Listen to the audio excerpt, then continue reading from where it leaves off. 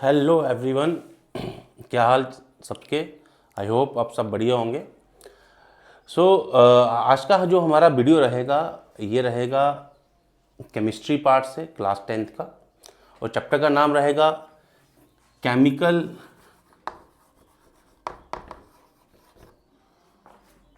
Reaction and equation.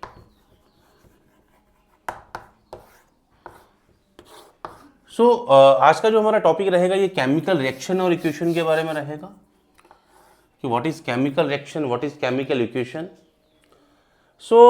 ये भी 10th class का केमिस्ट्री का फर्स्ट चैप्टर है जिसको आज हम डिस्कस करेंगे।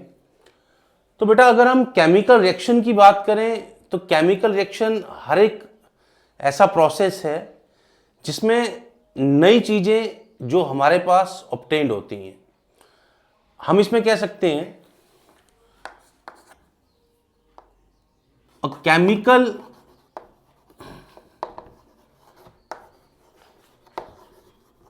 reaction is the process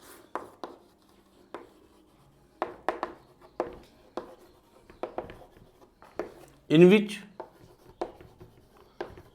new substances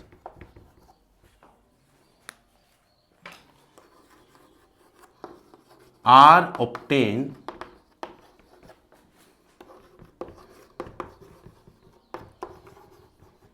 after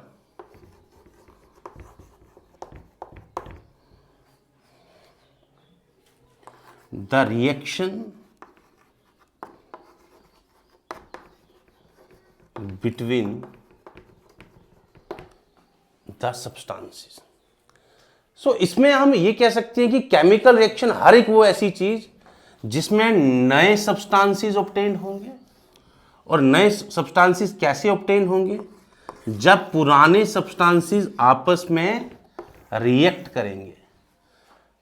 अब केमिकल रिएक्शन को हम केमिकल चेंज भी बोल सकते हैं, क्योंकि एक केमिकल रिएक्शन एक केमिकल चेंज कैसे है, क्योंकि जब भी किसी केमिकल रिएक्शन की बात होती है तो उसमें जो प्रोडक्ट्स ऑब्टेन्ड होते हैं उन सबका जो प्रॉपर्टीज है वो सबका सब डिफरेंट रहता है एज कंपेयर टू जो पुराने सब्सटेंसेस होते हैं। अगर हम किसी भी जर्नल रिएक्शन को लिखें तो अगर हम बात करें जर्नल रिएक्शन की तो consider a journal chemical reaction. तो किसी भी केमिकल रिएक्शन को हम जर्नली किस तरह से रिप्रेजेंट करते हैं? Reactants will give you products. जो रिएक्टेंट्स हैं वो मिलके क्या बनाते हैं? प्रोडक्ट्स की फॉर्मेशन करते हैं। केमिकल रिएक्शन को लिखने का यही एक तरीका है। रिएक्टेंट्स हमेशा लेफ्ट हैंड साइड पे प्लेस किए जाते हैं, और जो एरो बता रहा है ये फॉरवर्ड रिएक्शन का आपको सिंबल बता रहा है, ठीक है। और जो प्रोडक्ट्स होते हैं वो हमेशा राइट हैंड साइड पे लिखे जाते हैं। तो ऐसे करके कोई भी रिएक्शन, जैसे मान लेते हो ए और बी अगर आपके पास कोई रिएक्टेंट्स हैं, तो जब ये आपस में मिलेंगे तो ये किसकी फॉर्मेशन करेंगे? प्रोडक्ट्स की। तो ऐसे जर्नल रिएक्शंस को लिखने के काफ़ी सारी तरीके हैं, लेकिन कंडीशन ये रहती है कि जो रिएक्टेंट्स होते हैं वो लेफ्ट हैंड साइड पे प्लेस होते हैं और जो प्रोडक्ट्स होते हैं वो राइट हैंड साइड पे प्लेस किए जाते हैं। अब नेक्स्ट बात करते हैं किसी जर्नल रिएक्शन की।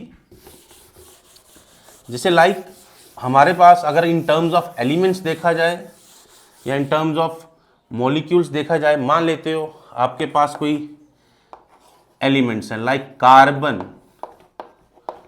Plus oxygen. अब ये दोनों मिलके क्या बनाते हैं? कार्बन मोनोऑक्साइड भी बना सकते हैं और कार्बन डाइऑक्साइड की फॉर्मेशन भी कर सकते हैं। तो यहां पे जो कार्बन और ऑक्सीजन है इनको हम क्या बोलेंगे? Reactants.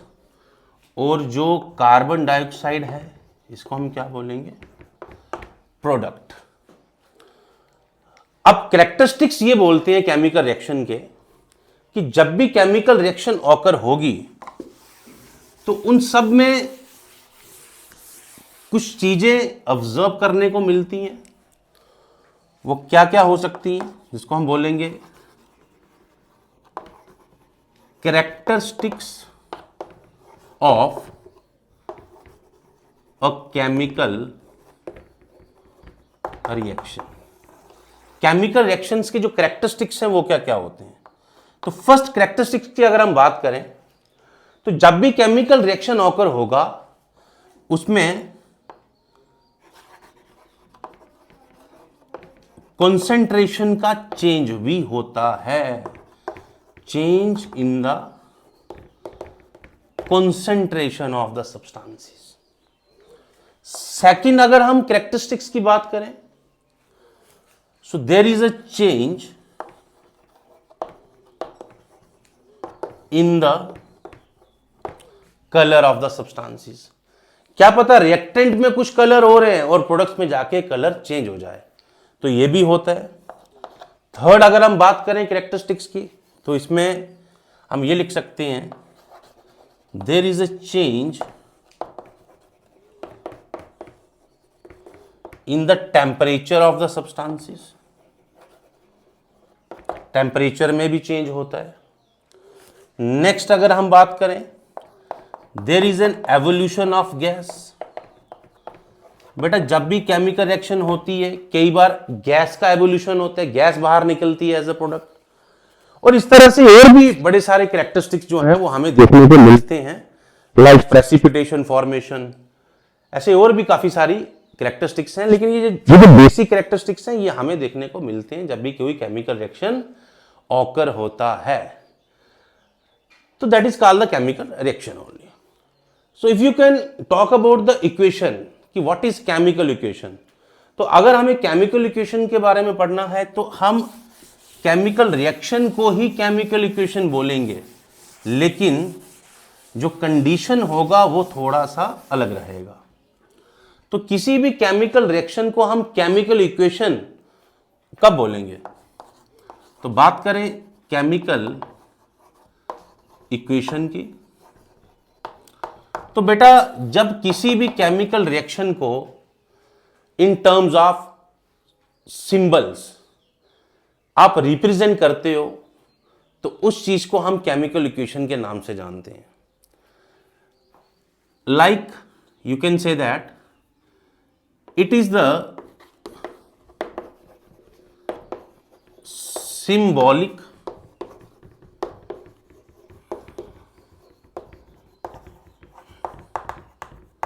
representation of elements or molecules in the chemical reaction। तो किसी भी मॉलिक्यूल या एलिमेंट को जब आप सिंबॉलिक रिप्रेजेंटेशन देते हो केमिकल रिएक्शन के अंदर, उस चीज को हम केमिकल इक्वेशन बोल सकते हैं।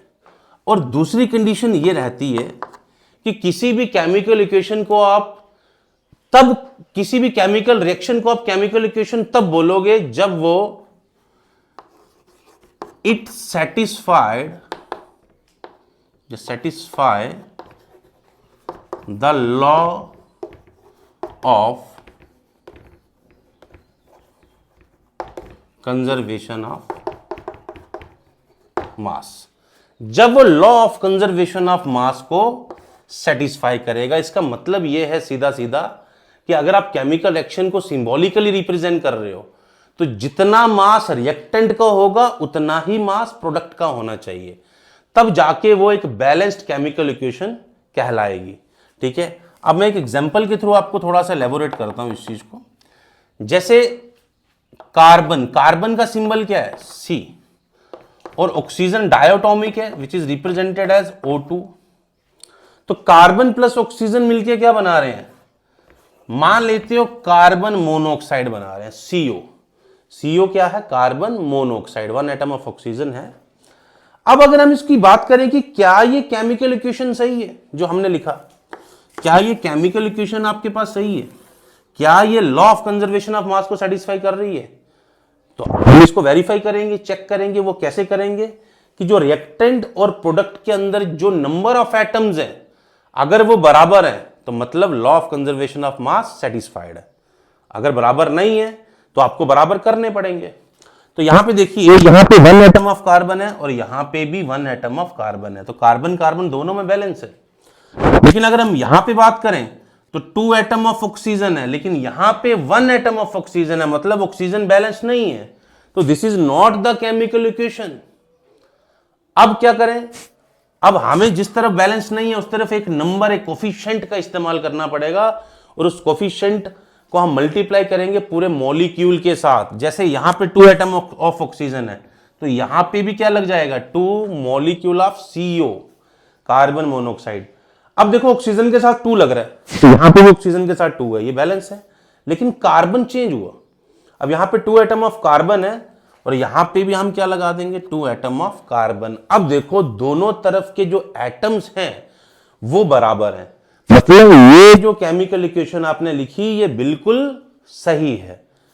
और इसी चीज को हम बोलेंगे केमिकल इक्वेशन, जिसमें हम ये बोल सकते हैं कि अब जाके जो आपके पास रिएक्टेंट्स थे, रिएक्टेंट्स का जो मास होगा वो प्रोडक्ट्स के मास के बराबर होगा। तो जब रिएक्टेंट्स का मास प्रोडक्ट्स के मास के बराबर होगा तो उस समय हम बोलेंगे कि it is the balanced chemical equation, it is the balanced chemical equation.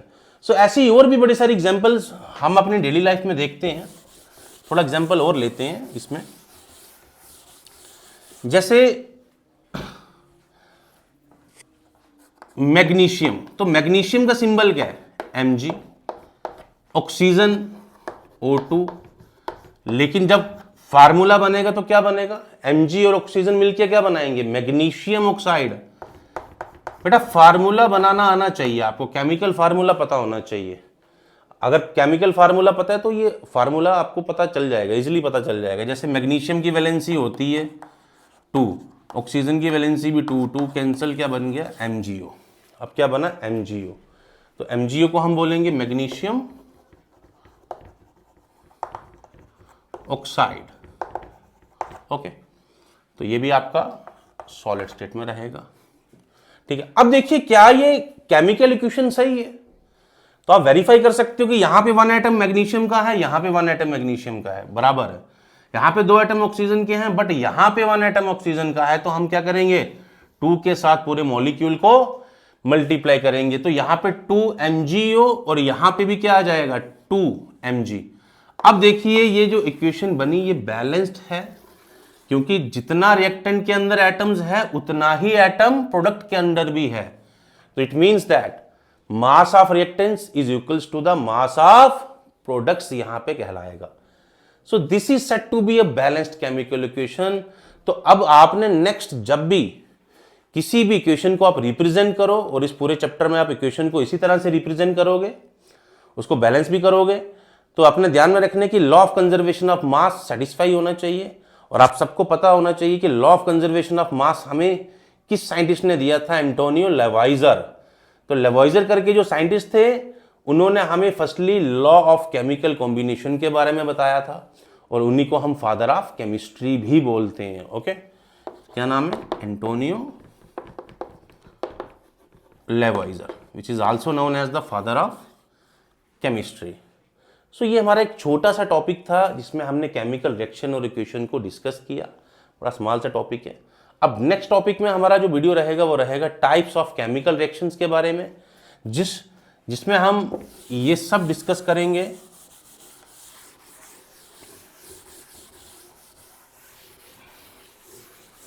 कि कौन कौन सा टाइप जो है आप इस चैप्टर में डिस्कस करोगे।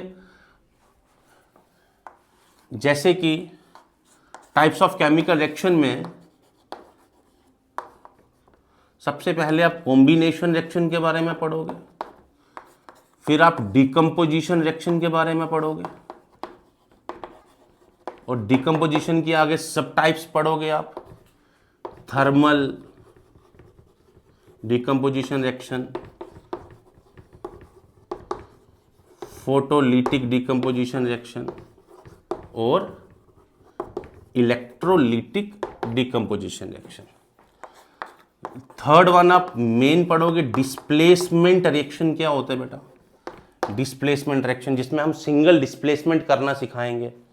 और उसके बाद नेक्स्ट आप पढ़ोगे double displacement reaction, double displacement reaction. और डबल डिस्प्लेसमेंट रिएक्शन के अंडर आप दो रिएक्शंस को और डिस्कस करोगे नेक्स्ट, प्रेसिपिटेशन रिएक्शन और सेकंड वन है न्यूट्रलाइजेशन रिएक्शन। तो ये सब चीज, सबसे पहले ये चार जो आपके पास केमिकल रिएक्शंस हैं, इनके बारे में हम नेक्स्ट टॉपिक में डिस्कस करेंगे। आई होप ये वीडियो आपको अच्छा लगा हो, अच्छे से समझ आया हो, केमिकल रिएक्शन क्या होता है, केमिकल इक्वेशन क्या होता है, और इसको हम बैलेंस क्यों करते हैं। And I hope you subscribe my channel and share it also, and hope for the next video कि नेक्स्ट वीडियो हमारा अच्छा हो और हम इन सब टाइप्स को अच्छे से एक्सप्लेन करेंगे। Thank you for your presence.